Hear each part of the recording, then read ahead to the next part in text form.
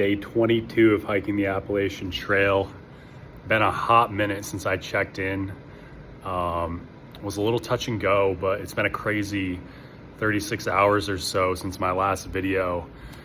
This is probably going to be another one of those longer videos, so if you don't have 6 to 10 minutes, just go ahead and smash that like button. Follow me if you don't already, but if you do have the time, I appreciate people who watch this and hopefully can gain a little bit of value or perhaps some inspiration from what I'm doing, and maybe someday hike this trail or a portion thereof at one point. So made it to the visitor center. Was hoping to get a hot meal in my belly, but they informed me that dinner is at capacity, which kind of seems unfair because most of the people here are not through hikers. They're just here for the day. It is a Friday night, but I'm probably hungrier than any of them. Anyway, that kind of knocked the wind out of my sails. And I was kind of scrounging in the free hiker donation box for some food. I did find a little bit of stale Triscuits that I ate, and I'm gonna shop here. There's like bars and hiker food and stuff like that. Doesn't compare to a hot meal, so I am gonna stick around and see if there's any left over for the next couple hours. I tried every which way to see if they could give me a meal, but didn't seem like there was any luck. Earlier today, I was at the Carter Notch hut. There are these kind of huts throughout the White Mountains where if you're a through hiker, you can, if you're lucky enough, do like a work for stay.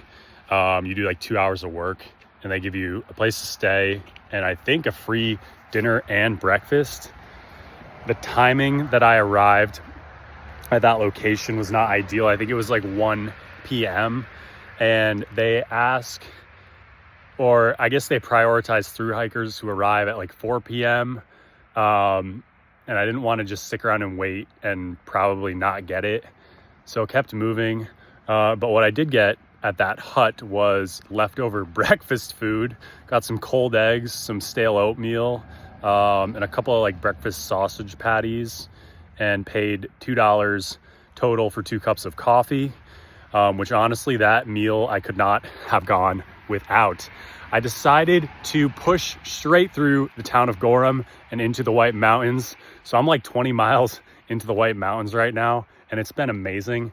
But decided kind of to, instead of really map things out, just kind of go in and hope for the best. I think my instincts and my skills are on point at this point in my journey. And I was hoping for a little bit of luck on the food front as well as lodging. Lodging's going to be a real long shot, especially this Friday and Saturday night at these kind of hot locations.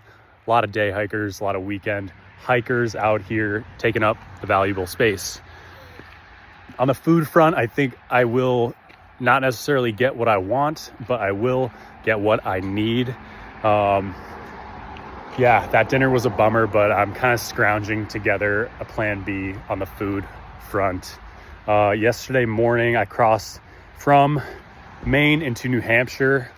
And that first kind of day was pretty chill. I ended up doing that 17-mile stretch from the border into the town of Gorham. As I said, kind of pushed straight through Gorham and into the White Mountains, and hiked an additional 2 miles into the White Mountain National Forest where I camped. Got up super early this morning, well before dawn, did a little bit of kind of night, early morning hiking, like real early, like 2-3 a.m. Beautiful, beautiful stars. And you kind of had that view of the presidential range where Mount Washington is in the dark. It was really cool actually. And you can see kind of like the visitors center satellite up there. And kind of powered through. My goal for the day was to get to Carter's Notch hut, which I did get to. I was thinking maybe I would try to stay there, but they didn't have much for me other than leftover food, which was super helpful. So kept pushing, and I'm here at the Pinkham Notch Visitor Center now, kind of assessing what I am going to do I am a little bit without a plan, but it's starting to come together a little bit. What I think I'm going to do tonight is scrounge up some food from the store that they have here, kind of just hikers snacky foods.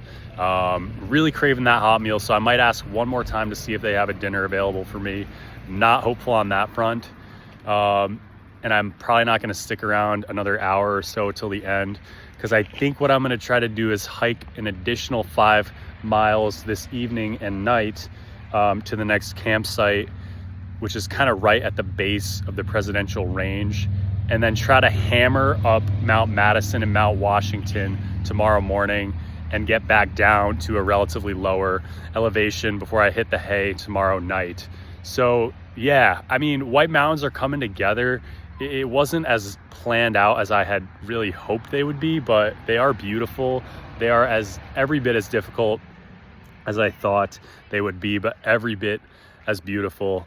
So I'm just happy to be here. I'm having a great time in the White Mountains. Again, really out of luck in terms of the accommodations here, but kind of scraping by and doing what I can. It's been a great experience, and I'm really looking forward to Mount Washington. I've been looking forward to Mount Washington for a long time, and I've actually been able to see Mount Washington for the past day. Really, you can see it from miles and miles and miles away.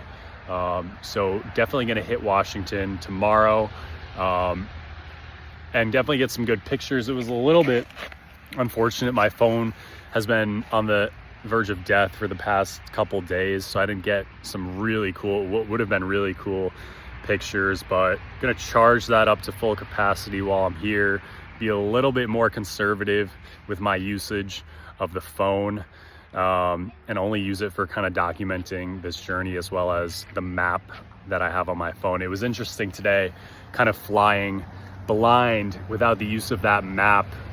It was kind of fun in a way. I was just kind of taking it as it comes, but I don't know, I really like having that map. I think that may be something I experiment with in the future, just kind of flying blind and really disconnecting, not having the phone available to me. But in a section like this, I think it's really useful to have that map to kind of know where the huts are, where the resupply are, you know, where you can camp and what the climbs are going to look like. So yeah, it's good to be at this location. And I'm going to try and make the most of what is a less than ideal situation.